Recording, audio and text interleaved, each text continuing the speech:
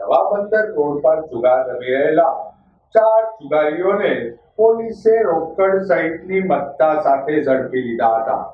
ઉકારોડ police મથકનો staff પેટ્રોલિંગમાં હતો તે દરમિયાન મળેલ બાતમીના આધારે નવા બંદર રોડ સાંઢિયા ફાટક પાસે આવેલ બાવળની કાટમાં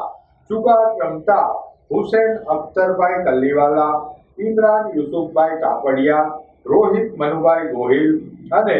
મુકેશ સુકાભાઈ રાઠોડને રોકડા રૂપિયા 10,400 તેમજ